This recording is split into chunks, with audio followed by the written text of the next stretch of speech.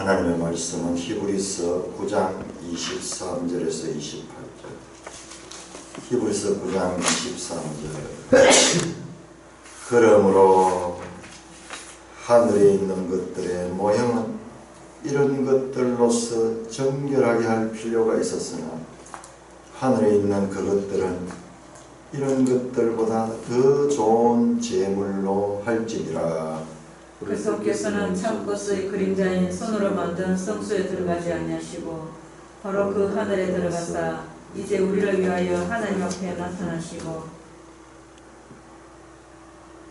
대제사장이 해마다 다른 것의 피로서 성소에 들어간 것 같이 자주 자기를 드리려고 아니하실지니 그리하면 그가 세상을 창조한 때부터 자주 고난을 받았어야 할 것이로되 이제 자기를 단번에 제물로 드려 죄를 없이 하시려고 세상 끝에 나타나셨느니라. 한번 죽는 것은 사람에게 정해진 것이요 그 후에는 심판이 있으리니 이와 같이 그리스도도 많은 사람의 죄를 담당하시려고 단번에 들이신 바 되셨고 구원에 이르게 이르게 하기 하기 위하여 위하여 죄와 상관없이 자기를 바라는 자들에게 두 번째 나타나시리라. 하나님 아버지 오늘을 감사합니다. 아버지 하나님 오늘을 감사합니다. 우리가 깨닫는 것이 둔하였어. 하나님께서 이렇게 우리의 눈높이에 맞춰서 말씀으로 자세히 이 구원의 경륜들을 설명하고 있음에도 불구하고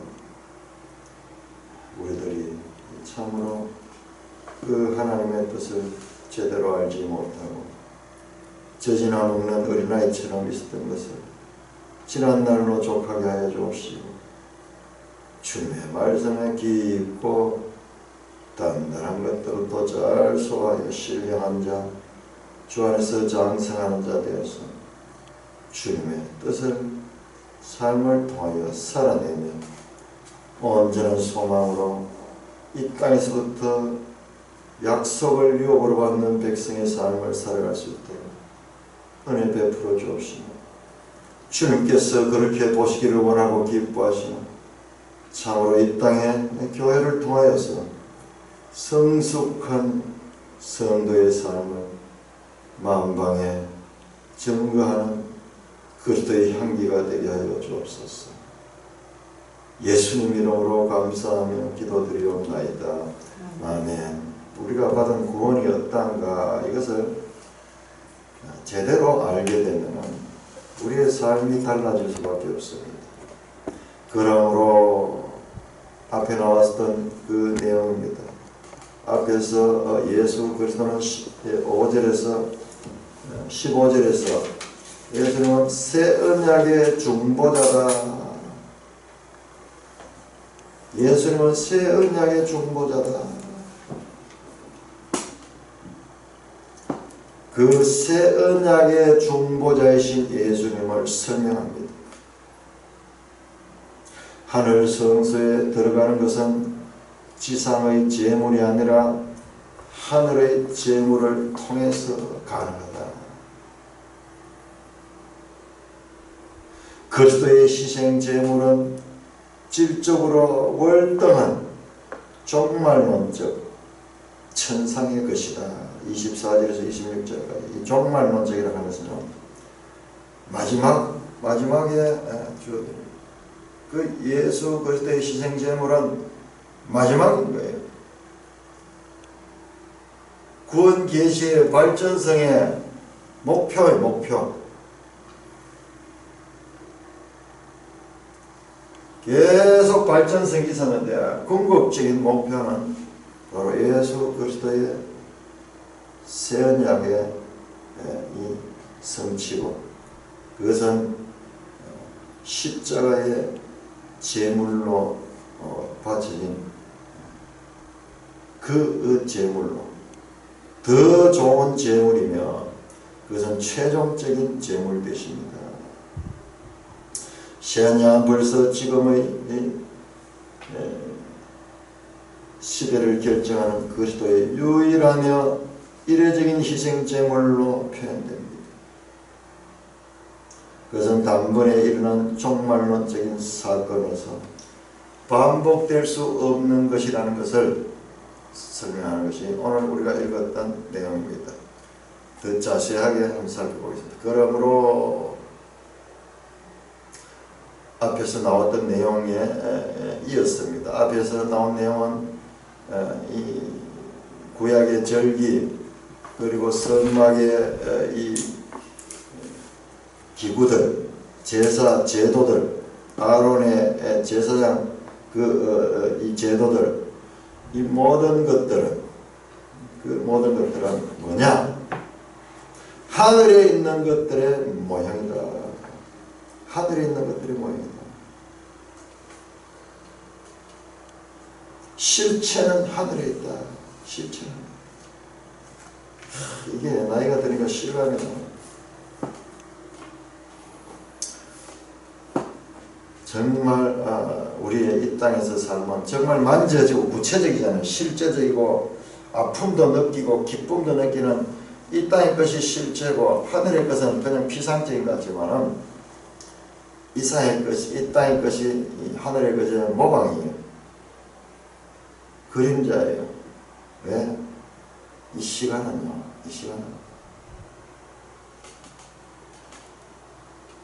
지나가 버리는 거예요. 그림자 같은 거예요. 어제 우리 다현이가 그런 시간 잘 간다. 시간 잘 간다. 벌써 6월달 하고도 좀 후반부에 들었다. 정말 얼마나 시간이 빨리 갑니다. 이게 80년, 90년도 마찬가지예요. 현재적으로 육의 몸을 입고 있는 것은 이게 실체가지만 이것은 그림자예요. 지난 세월 한번 생각해 보세요. 그게 내 삶에 있었던가 없었던가 싶습니다. 그 당시에는 그게 그렇게 절박했는데 지나간다. 이것이 실체였다 그러면 얼마나 우리가 허무할 거예요. 지금 실체라고 믿고 있는 이것들이 이렇게 허무하게 다 기쁨도 슬픔도 모든 것들이 다 지나가 버린 거예요. 지속적인 동사예요. 동사. 실체가 없어요. 이것은 하늘의 실체의 모양이다. 모양이 있는 것은 실체가 있는 거예요. 그래요. 더 좋은 소망이 있는 거예요. 우리에게. 그렇구나. 이 시간에 속하지 않은 영혼에 속한 그 하늘의 성소가 있구나. 하늘의 집이 있구나. 예수 그리스도께서는 우리를 위하여 십자가에 돌아가기 전에요. 다락방 강화 그 요한복음 14장에서 내가 너희 거처를 위해 준비하러 간다 그런 이야기입니다. 그 우리에게 알아들을 수 있는 그런 그 시각 언어를 통해서 또는 우리의 체험적인 언어를 통해서 표현하는 거예요. 하늘 쳐서 하나님의 나라에 우리가 살 그것을 준비하는 것이다. 철저하게 모든 하나님의 구속사는 우리를 하늘에 소망할 수 있도록 하늘의 약속들을 통하여 하늘의 기업을 유업으로 받을 수 있는 거기에 목표가 맞추어져 있습니다. 이런 것들 앞에 나오는 14절에 나오고 22절에 나왔던 짐승의 피입니다. 짐승. 에덴약에 희생 제물로 드려진 그 짐승들, 그 짐승의 피를 가지고 정결하게 할 필요가 있었다. 정결하다. 그 피로서 죄를 속할 수 있는 그와 같은 필요가 있었으나 하는 말은요, 이렇게 보면 좋아요. 거기에는 그것이 합당했다.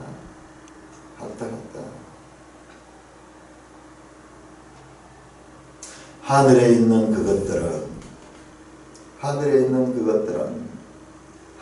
그것이 뭡니까? 참 장막의 8장 2절에 나왔던 그 참 장막. 하늘에 있는 그것들은 이런 것들보다 짐승의 피보다도 더 좋은 제물로 해야 된다. 더 좋은 제물. 짐승의 피가 아니라 더 좋은 제물의 피, 즉 예수 그리스도의 피입니다. 예수 그리스도의 피. 자, 우리 14절 한번 14절 9장 14절 9장 13절은 짐승의 피를 통해서 정결하게 하는 것을 말씀하고 14절 하물며 영원하신 성령으로 말미암아 흠없는 자기를 하나님께 드린 그리스도의 피. 이게 13절은 짐승의 피보다 더 좋은 제물이 더 좋은 제물. 왜 더 좋은 제물인가? 단순히 그런 더 좋은 게 아니에요. 질적으로 다릅니다. 질적으로. 첫째로 영원한 것입니다. 이 땅 것은 전부 다 시간 속에 일시적인 겁니다. 그리고 영으로 말미암아 성령이 아니라 그렇죠. 이게 하기야 푸뉴마토가 아니고 그냥 영이에요. 푸뉴마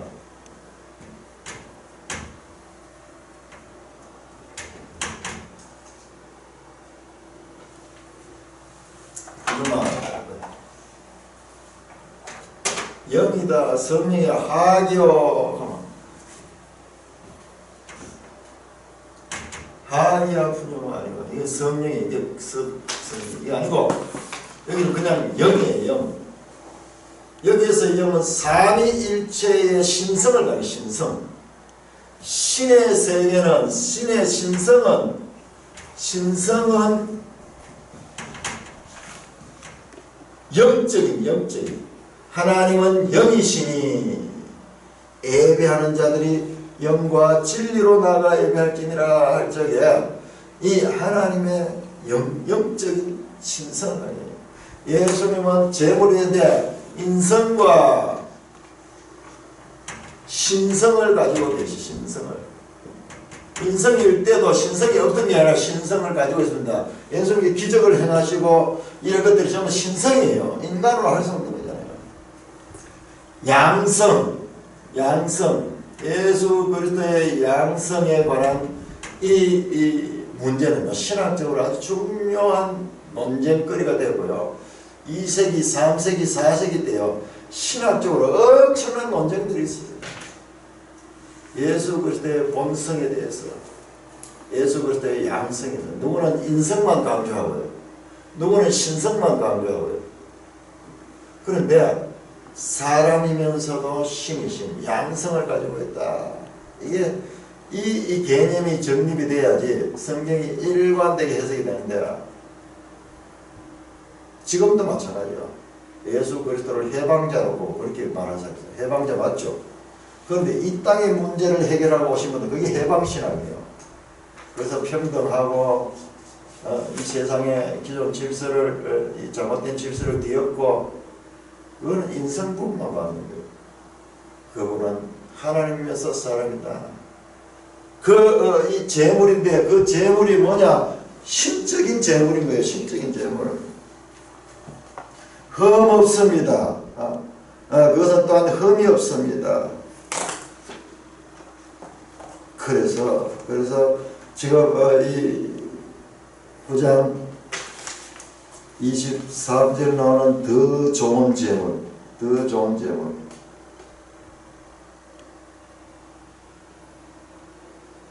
차원이 다릅니다. 짐승의 피와는 차원이 다릅니다.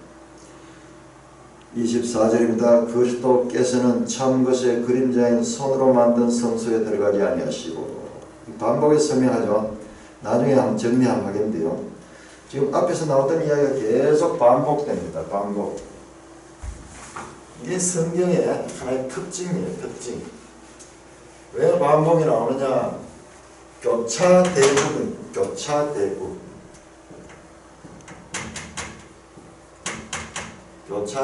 여기에 나왔던 것이 여기에 또 나오고, 여기 나왔던 것이 여기 나오고, 여기 나왔던 것이 여기 나오면서 마치 우리 운동화 끈을 묶듯이 이렇게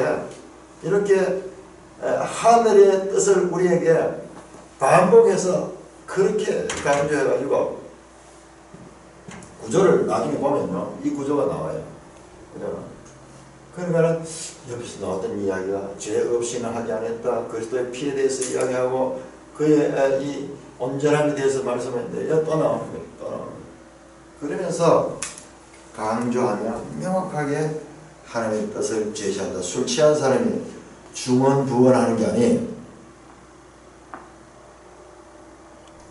우리에게 그 하늘의 신령한 뜻을 가르쳐주기 위해서 계속 비교하면서 설명합니다. 더 좋은 제목이다. 그리스도께서는 참 것의 그림자인 손으로 만든 성소에 들어가지 않았다. 손으로 만든 이 그림자가요, 쇠도우가 아니고 영어 성경에 보면 카피 또는 피규어예요. 피규어, 모형이에요. 모형. 항상 실체가 있는 것입니다. 참 것이 실체고 이것은 모형이다. 이 땅에 있는 성소, 사람의 손으로 만든 성소에 들어가지 않으시고 바로 그 하늘에 들어가셨다. 바로 그 하늘, 바로 그 하늘. 궁극적인 목표점입니다. 들어갔다 성천하셨습니다. 성천에서 들어가셨습니다. 왜? 이제 그래서 어떻게 됐냐? 들어가서 이제 now 우리를 위하여 하나님 앞에 나타나셨다. now입니다. 이제는 영원한 현재예요. 예수님이 성천한 게 언제예요? 이것도 1세기에 성천하잖아요. 그러나 그 성천하심은 자 죽으시고 부활하시면 이 땅에서 이루어졌습니다. 이 땅은 시간에 속해 있습니다. 그러나 성천하게 되면 그 하늘은 영원세계입니다. 영원세계는 우리는 시간 속에 있는데 영원한 현재, 영원, now입니다. now. 2000년 전이나 지금 1000년 전이나 2000년 후나 지금 영원한 now입니다. 왜? 영원이기 때문에. 영원한 과거, 현재, 미래가 없어요. 영원한 현재입니다. 영원한 현재입니다. 영원한 현재가 아니에요. 현재를 한 개념도 시간 개념이에요. 다른 차원입니다. 다른 차원. 알파와 오메가요, 처음과 나중이요, 시작과 마침이시며 그 말이 이걸 가르치는 거예요. 영원하다. 시간이 초월한 상태입니다. 그래서 땅에서 봐도 영원한 현재입니다. 현재. 그래서 이제 우리를 위하여 하나님 앞에 나타났다. Presence of God. 하나님 앞에서 지금 나타나셨다.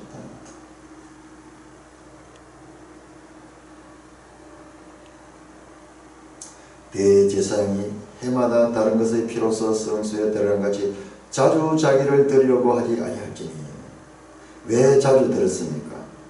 대제사장은 죄인이고 그리고 자신도 죄가 있기 때문에 자신을 위하여 속죄를 하고 이스라엘 백성을 위하여 속죄를 하고 그렇게 하지만은 그것은 일시적입니다.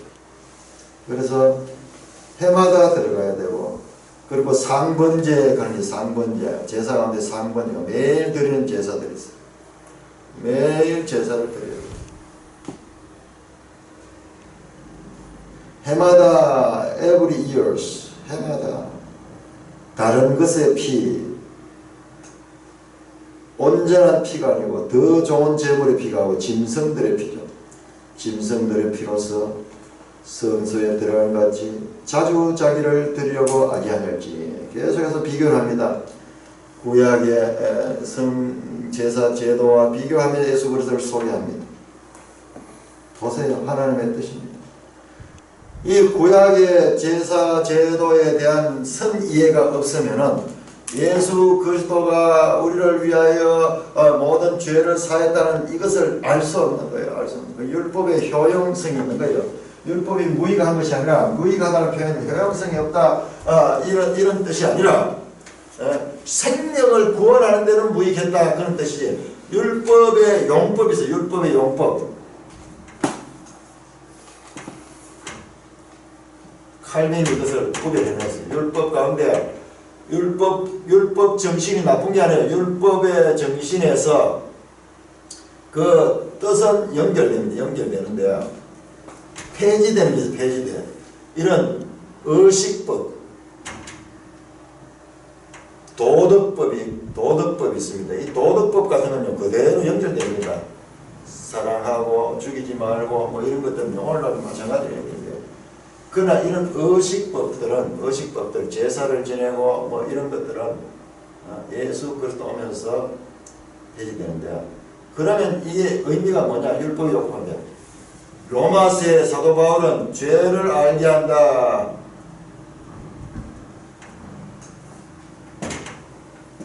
그리고 죄를 알게 할 뿐만 아니라 또 율법을 통해서 그리스도를 알게 하잖아요. 죄를 모르면요 그리스도를 모릅니다. 그 율법에 용법이 있는 거예요. 그 이스라엘 역사를 통해서 하는 것은 하나의 우리에게 이정표와 같은 그런 역할을 합니다. 최종적인 그리스도로 가는 이정표적인 역할을 합니다. 자, 우리 이런 개념이 없는 자, 모세 율법의 그 철저한 그 법규에 대해서 내용을 모르는 자에게 지금 예수 그리스도를 소개를 한다 그러면은 그냥 무조건 믿어라. 예수님께서 네 모든 죄를 사했다. 아멘 믿습니다. 그 믿음 가지고는 안 된다는 걸 알기 때문에 하나님께서는 이걸 다 설명하는 거예요. 또 우리를 그런 식으로 믿기를 원치 않은 거예요.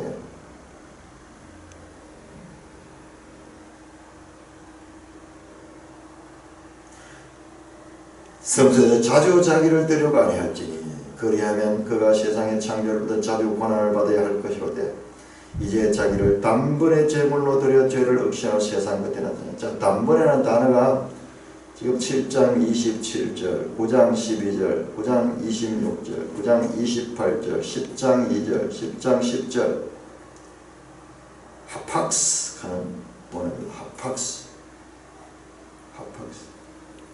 단번에. 예수님은 온전한 속죄의 가치를 가지신 분으로 각 개인이 한 번만 죽음으로써 심판대를 서는 것처럼 많은 사람들의 죽음을 대신 담당하고도 남는 가치를 지니셨다. 왜? 온전한 제물이기 때문에.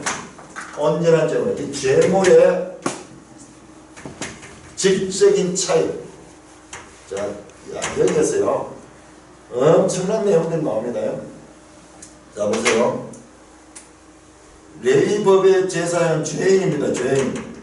죄인이기 때문에 그들이 하나님의 은혜를 입어 법을 가지고 제사를 드는데 그 제사는 일시적이고 그리고 자주 드려야 되고 온전하지만 불완전합니다. 그 이유가 뭐냐? 제사장 자체가 죄인이기 때문에 죄인입니다. 자, 그렇다면 예수 그리스도는 누구냐? 예수 그리스도는 하나님이시다. 신성을 가져서 영적입니다. 영적. 자, 영적인 게 뭐냐? 영적인 것은 의로운 거예요. 의로운 거. 죄가 없는 것이다. 죄가 없기 때문에 이것은 온전합니다. 그리고 자주 들 것이 단번에 가능합니다. 단번에. 그리고 그것은 일시적이 영원합니다. 제물의 질이 달라요. 그럼 죄는 없어지니라, 죄와 상관없다. 그 이야기를 강조하는 이유가 이 사람 제사는 죄 때문에 이 모든 것이 불완전한 거예요. 죄 때문에. 하나님의 은혜를 입어서도 그것은 불완전한 거예요. 하나님의 법을 따라서 행함에도 불구하고 이것이 일시적이고 그림자와 같고 자주 드려야 되고 완전하지 못했습니다. 완전하지 못합니다. 죄인이 드리는 제물도 짐승의 피는 짐승 자체가 범죄하여 사람의 죄로 말미암아 모든 피조물이 다 죄로 오염돼서 이 개념을 하는데 죄의 오염. 그래서 어린아이가 태어나면서 아무 죄 없는 게 그게 오염돼서 나와요. 태어날 때 오염돼서 나와요. 그래서 죄인으로 태어나는 거예요.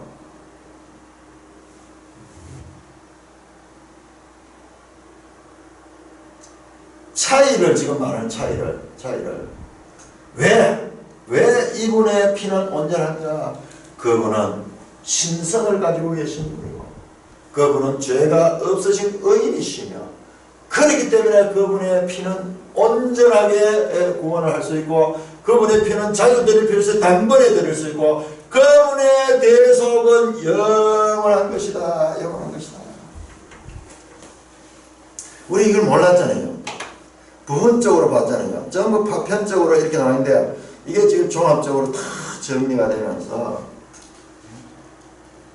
그냥 우리가 사건을 한번 보세요. 창세기 3장에 죄에 일어난 사건.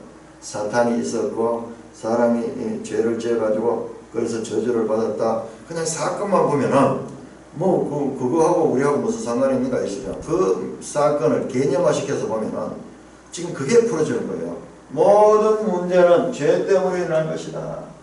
이 죄를 해결하기 위해서는 죄인으로서는 할 수 없고 오직 의로운 자 신성을 가진 그 재물이 할 때 이 재물의 가치는 평생 드리는 이 죄인들이 드리는 제사의 가치, 죄인들이 드리는 희생 제물과는 다른 차원의 것이다. 다른 차원의 것이다.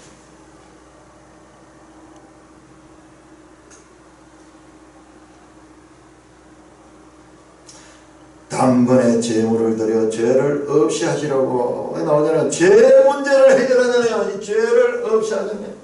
그래서 이 의를 가지고 우리 죄인들을 어떻게 하냐? 죄인들을 그 의로 어떻게 하냐? 의로 덮어버립니다. 이 죄를 덮어버려요. 그래서 죄를 없이 한다. 카파르.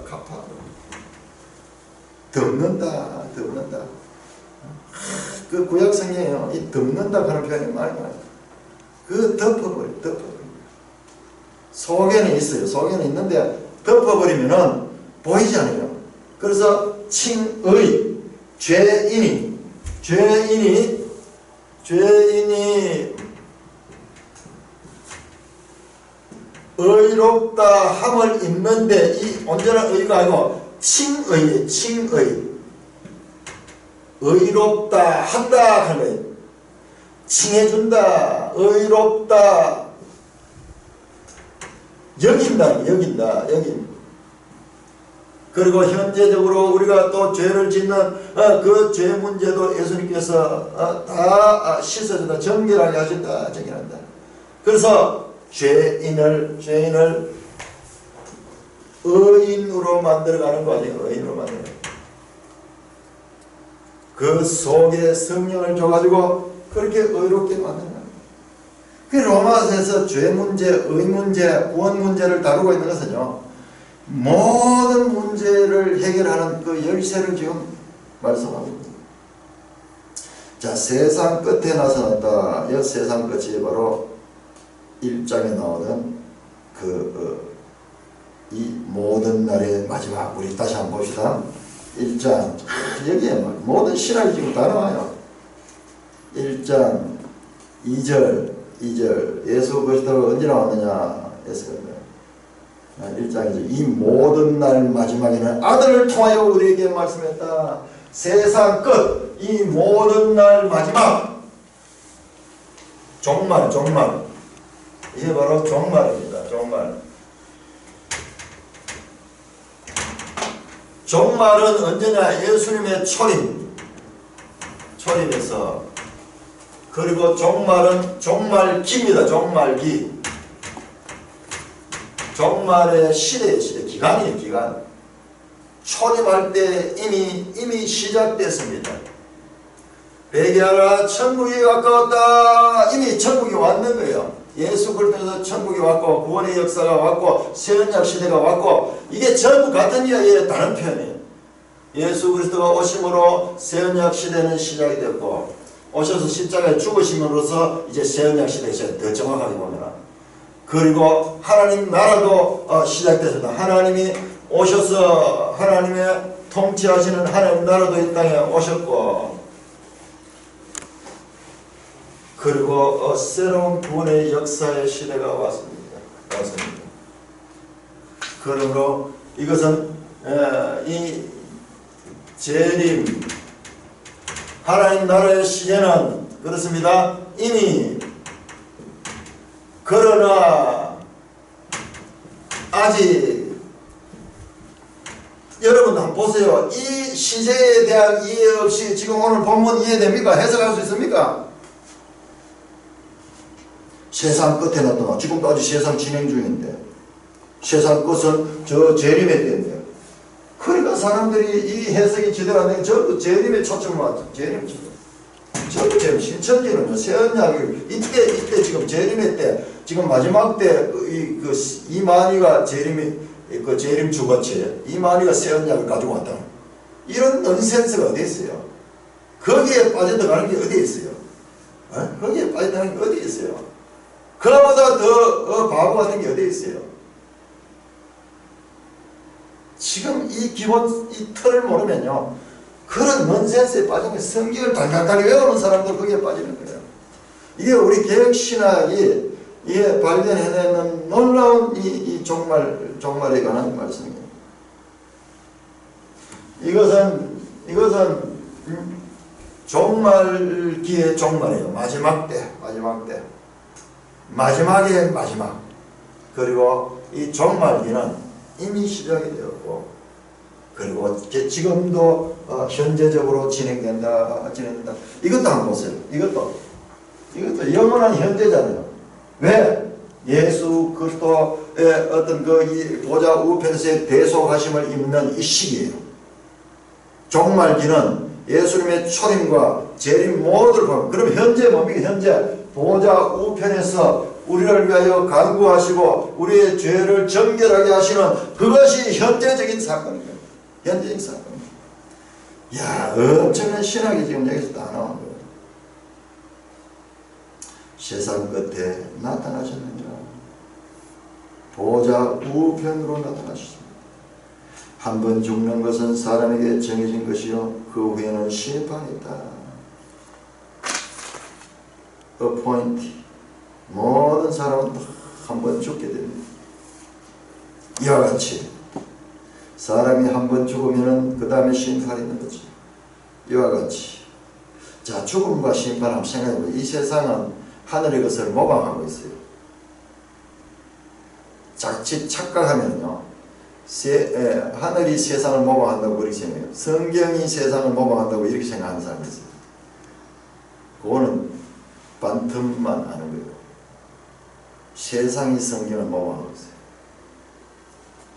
역사를 보면 전 세계에 보면 홍수신화가 있어요. 홍수신화. 그리고 성경하고 비슷한 단계에 있어요. 그게 왜 그러냐? 그게 바벨탑에서 흩어지면서 사람들이 다 모든 것이 이 성경에 대한 그때 지식을 가지고 흩어졌는 거예요. 근데 그것이 시간이 지나면서 변경되고 변형되고 이렇게 되면서 지금 이상한 형태로 변질되지 본질은 같은 거예요. 언어를 통해서도 그걸 확인할 수 있어요. 자, 이 세상의 일들 한번 보세요. 모든 것은 나중에 심판이 있어요.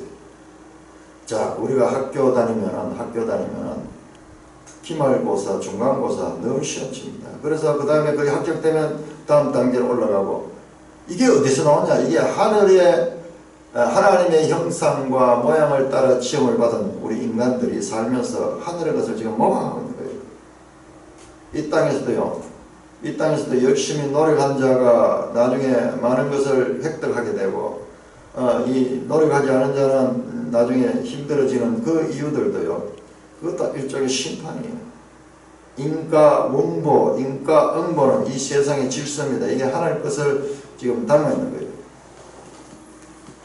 죽음 다음 마지막 때에는 심판이 있다. 이와 같이 그리스도도 많은 사람의 죄를 담당하시려고 단번에 들이신 바 되었다. 다시 한 번 더 말씀합니다. 이와 같이 그리스도도 어떻게 많은 사람의 죄를 담당하시려고 단번에 들이신 바 됐다. 보세요. 여기 중요합니다. 단번에 들이신 바 되었고, 과거입니다. 과거. 이 단번에 들이신 바 되는 이 과거 십자가.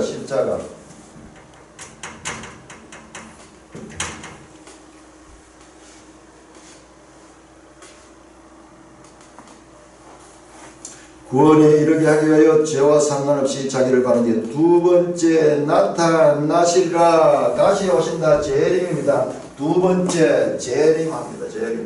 재림. 십자가에서 이루었고 지금 현재적으로 보좌 우편에 있고 마침내 다시 오실 것이다. 그래서 구원을 완성하신다. 온전한 구원을 완성한다. 구원에 이르게 하기 위하여 죄와 상관없이 자기를 바라는 자들에게 두 번째 나타나시리라. 여기서 죄와 상관없이는요,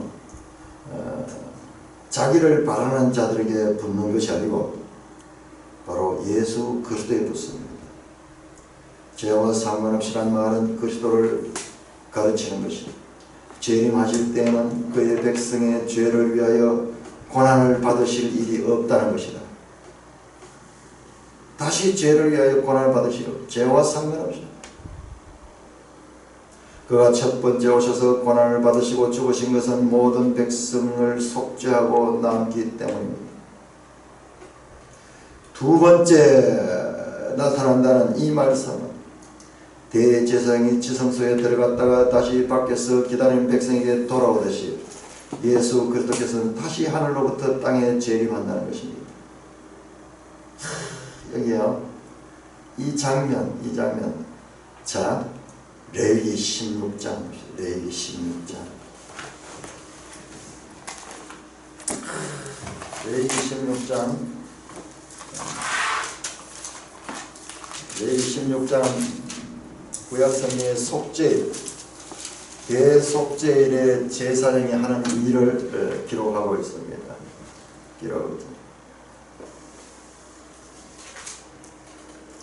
레위기 16장 1절 같이 읽습니다. 시작. 아론의 두 아들이 여호와 앞에 나아가다가 죽은 후에 여호와께서 모세에게 말씀하시나. 이 속죄일을 가리키면서 제1절에 뭐냐냐, 10장에 나왔던 아론의 두 아들의 죽음을 이야기해요. 죽음. 왜 죽었느냐? 다른 향을 들이다가 죽었어요. 하나님께서 지정하신 향이 있는데 향을 켜려면 그렇게 하는데 자기 마음대로 좋은 향을 켜다 죽었어요. 그래서 대속죄를 이야기하면 제일 먼저 죽음에 대해서 말합니다. 이 법대로 해야만 산다 하는 것을 다시 한번 간접적으로 지금 주지시키는 거예요. 죽은 후에 이들이 하나님의 법을 어겼잖아요. 그게 죄잖아요. 죄로 죽었습니다. 죽음을 당해요. 그대로 직설적으로 죽습니다. 바로 죽습니다. 이 사건은요, 우리에게 선명하게 죄가 무엇인가를 보여주거든요. 그 다음에 이제 속죄제, 죄 때문에 다 죽을 수밖에 없는 그 죄를 대속하는 그 제사법을 가르쳐주는 거예요. 6절에 아론은 자기를 위한 속죄제의 숫송아지를 들이대 자기와 집안을 위하여 속죄하고, 먼저 이 대제사장은 자기도 죄인이기 때문에 자기를 위해서 속죄를 합니다. 강조됩니다. 11절. 아론은 자기를 위한 속죄제의 수송아지를 들이대 자기와 집안을 위하여 속죄하고, 또 나옵니다. 또. 자, 그 다음에 이 속죄를 한 다음에 어떻게 하냐, 12절에 향로를 가져다가 여호와 제단 위에서 피운 불을 그것에 채우고 곱게 간 향기로운 향을 두 손에 채워가지고 휘장 안에 들어간다. 자, 한번 보세요. 어제 우장님께서 아주 좋은 이야기를 했는데 우리 집에 가면서도 또 이 이야기예요. 성경 이야기로. 새벽에 나오면서 성경 이야기하고, 이 그리스도 안에서 말씀의 교제가 이어지면요. 자, 제가 성소와 지성소를 이렇게 그렸습니다. 옆으로 이렇게 그렸죠. 옆으로 이렇게 그려가지고 지성소와 성소를 그렸는데, 이걸 세워야 돼요. 사실은 땅이니까는 이렇게밖에 할 수 없었어요. 자, 이것을 세워보면 어떤 모양이 나오냐 그러면, 성소의 모양이 이렇게 조금 앞에 거기 조금 더 길이, 앞에는 직사각형이고 위에는 정사각형. 사실은 이렇게 되는데 땅에서 이렇게 할 수 없으니까 이렇게 된 거예요. 자, 여기에 성소의 휘장이 있고요. 여기 문이 있습니다. 여기에 들어가면은 여기에 촛대가 있고 여기에 떡상이 있고 여기에 향단이 있죠. 향단.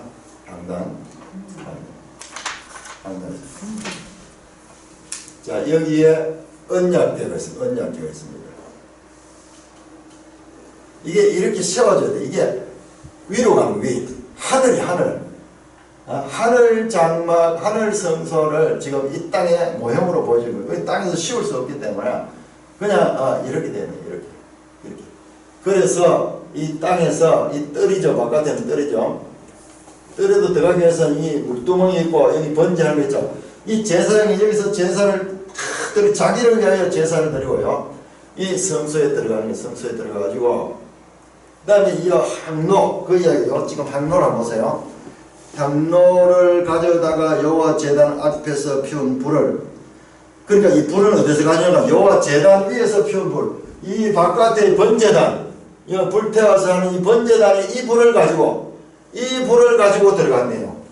이 불을 가지고 들어가서 그것에 채우고 불을 이 향로 안에도 채우고요. 또 곱게 간 향기로운 향을 두 손에 채워가지고 어디로 갔냐? 그렇게 해가지고 휘장 안에 들어가는 거예요. 여기에 들어가는 거예요. 이 향로를 가지고 들어가서 이 불과 이 향을 가득 가져가서 그 안에서 향년을 쫙 피우는 거예요. 향을 피우는 거예요. 여호와 앞에 분향하여 향년으로 정극의 위 속죄소를 가리게 할지니 그리하면 그가 죽지 아니할 것이다. 이것이 이 연기가 가득히 여기서 나서 이 언약궤가 이 정극궤가 이게 가리워져요. 안 보여 직접 보지 못하도록. 그래서 불과 향을 가득 가지고 들어가요. 가득 가지고서 쫙 피웁니다. 그래야 죽지 않는다. 안 그러면 죽습니다. 이게 하나님 앞에 죄인들이 어떤가 죄와 하나님과의 관계, 거룩함과 그 소위 성 깨끗해야지 들어갈 수 있어요. 깨끗해야 들어갈 수 있어요. 그것이 뭐냐? 바로 이 거룩함을 나타내는 것이고 이 정결함을 나타내는 거예요. 정결함은 죄 없음을 나타내는 거예요. 죄가 없어야지 나갈 수 있다는 것을 가리키는 거예요. 그리하면 그가 죽지 않으면서 그는 또 수송아지의 피를 가져다 손가락으로 그 들갈대의 피를 가지고 들어요. 피 가지고 속죄소의 동쪽에 뿌리고 또 손가락으로 그 피를 속죄소 앞에 7번 뿌리고 7번 뿌리는 것도 7번. 이게 완전수죠. 완전하게. 또 백성을 위한 속죄제 염소를 잡아 그 피를 가지고 휘장 안에 들어가서 휘장 안에 들어갈 때 그 피도 가지고 가냐. 속죄제 염소의 피를 가지고 가서 그 수송아지의 피를 행함과 같이 그 피로 행하여 속죄소 위와 속죄소 앞에 뿌린다. 속죄소 위에도 뿌리고 그 앞에도 뿌리면 그래서 피로서 뿌린다. 그런데 이게 뭐냐 그러면 이게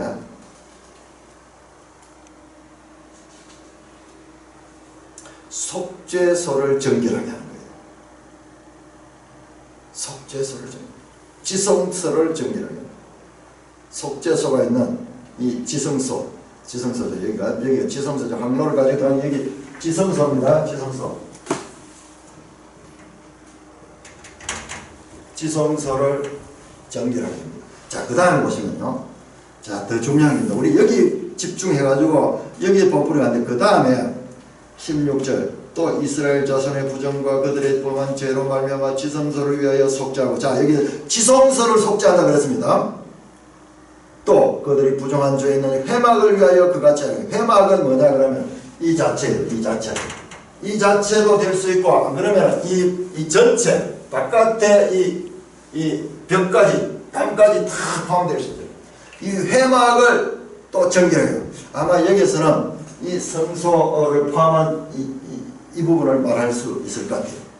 자, 회막을 부정한 중에 있는 회막을 위하여 그리할 것이며 성소가 부정한 거예요. 성소가 부정한 이 사람의 손으로 만들어진 게 부정한 거예요. 지금 성소를 정결하는 것이 백성의 죄가 아니고 성소를 정결하는 성소를 정결. 17절 그가 지성소에 속죄하러 들어가서 자기와 자기 그의 집안이 이스라엘 회막을 위해 속죄하고 나올까. 자, 여기는 장면이 아니고요. 보세요. 그 이후에 나옵니다. 자, 요거는 누구든지 회막에 있지 못할 것이며, 자, 대제사장이 지성소 들어가지고 일할 동안은 아무도 이 안에 있을 수 없는 거예요. 아무도 대제사장 혼자밖에 없고 모든 백성은 회막 바깥에 나가 있는 거예요.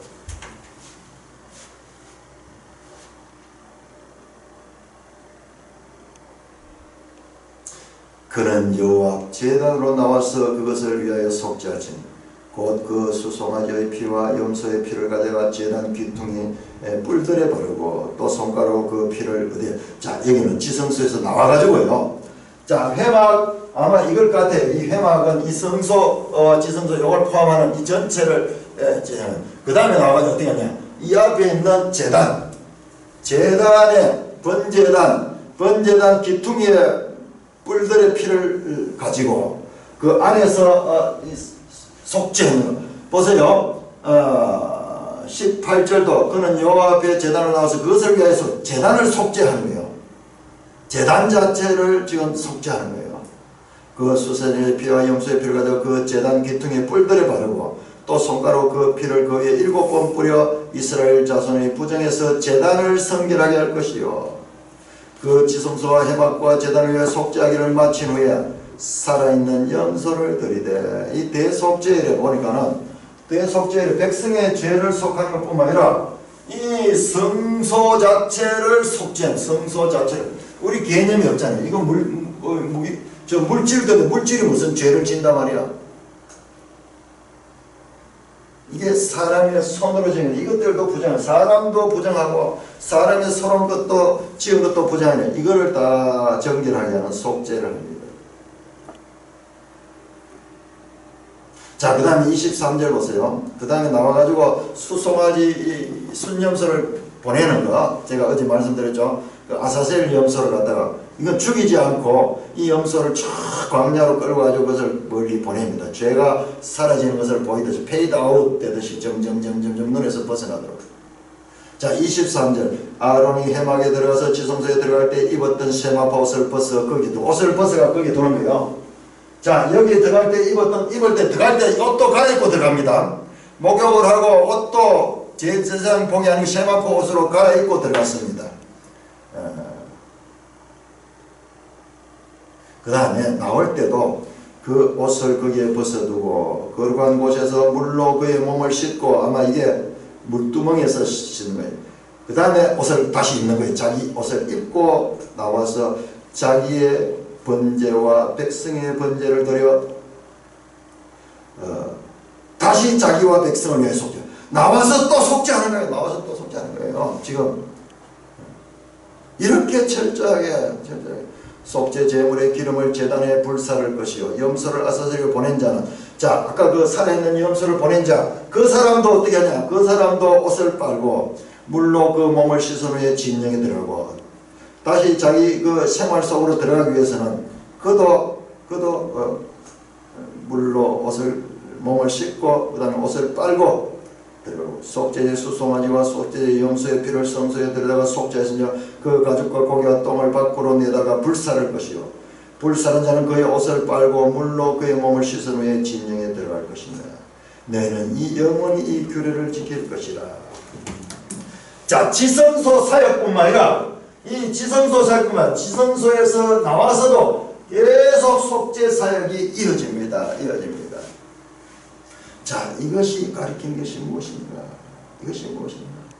예수님께서 십자가에서 우리의 백성의 죄를 사해줄 뿐만 아니라 지금도 우리를 위하여 대속하시고 있는 이와 같은 예수 그리스도의 보좌 우편에서의 사역도 계속 이루어짐을 미리 여기서 보여주는 거예요.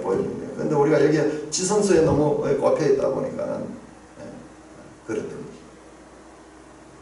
속죄의 규례에서 지성소 사역과 더불어 지성소에서 나온 후에 과정도 똑같은 중요도로 가르치고 있다. 지금 내가 절을 시작해 보니까요, 지성소 안에서 사역이나 그 다음에 회막에서 사역이나 그 다음에 뜰에서의 사역이 거의 같은 이 분량으로 묘사되어 있어요.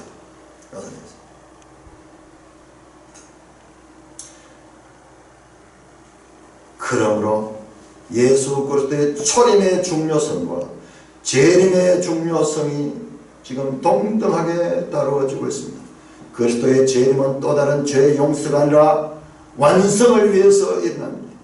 그리스도는 이미 종말론적인 시대의 교체를 경험하고 옛시대의 저편에 살고 있습니다. 그러므로 구원의 완성을 확신해도 되는 것입니다. 온전하게 이와 같이 말씀합니다. 자, 사도행전 1장 한번 사도행전 1장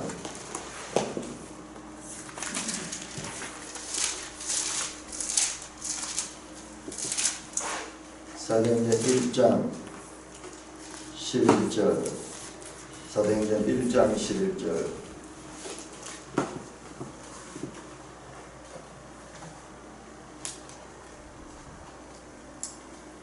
시작. 이르되 갈릴리 사람들아 어찌하여 서서 하늘을 쳐다보냐 너희 가운데 하늘로 올리우신 이 예수는 하늘로 가심을 본 그대로 오시리라.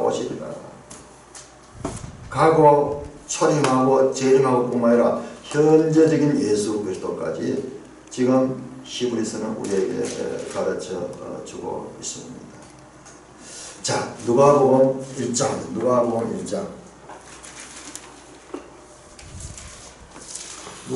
1장은 제사 드린 장면이 나옵니다. 요한의 아버지 사가랴가 이 제사를 드린 장면이 나오는데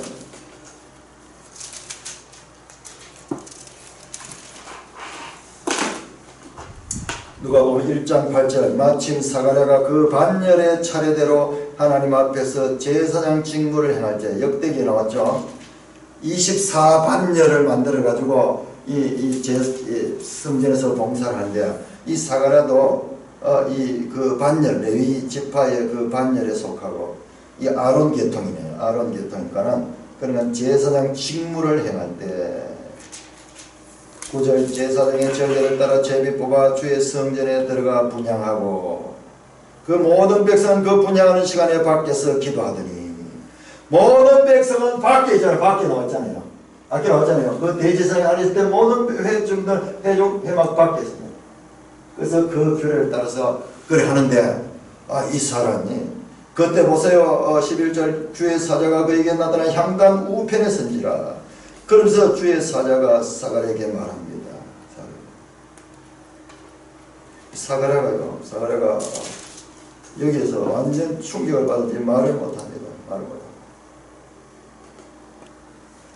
21절 백성들이 사가랴를 기다리면 그가 성전에서 지체함을 이상해 사가랴 나오지 않는 거예요. 오랜 시간이 걸려도 안 나오는 거예요. 그러나 백성들은 들어갈 수 없는 거예요. 무슨 일이 일어나는지 알 수 없는 거예요. 기다리고 있는 거예요. 그가 나와서 그들에게 말을 못하니 백성들이 그가 성전 안에서 환상을 본다.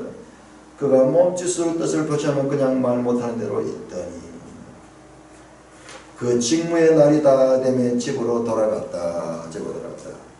그 모세의 법을 따라서 이 사가랴가 성소에서 봉사하는 그 장면이 나오고 있습니다. 자, 지성소 안에 들어간 것뿐만 아니라 거기서 나왔는 그 과정들도 다 중요합니다. 예수 그리스도의 초림 십자가뿐만 아니라 지금 보좌 우편에서 우리를 위하여 회막을 정결하게 하듯이 우리를 계속해서 정결하게 하시고 그리고 마침내 재림하시는 그 초림과 그리고 현재적으로 대제사장으로서의 중보하심과 그리고 마침내 재림하실 것까지 이것을 성경은 우리에게 다 강조하고 특별히 히브리서는 현재적으로 보좌 우편에서 우리를 위하여 간구하시는 대제사장 예수 그리스도에서 집중적으로 다른 성경들보다도 집중적으로 여기서 가리키고 있습니다. 하늘에서 지극히 높으신 이의 보좌의 우편에 앉으신 영원한 대제사장 예수 그리스도는 더 좋은 약속으로 세우신 더 좋은 언약의 중보이시며 장래 좋은 일의 대제사장이시며 새 언약의 중보자이시며 또한 성도들을 구원에 이르게 하여 다시 오실 분이다. 이것을 히브리서는 우리에게 말씀하고 있습니다. 찬송가 85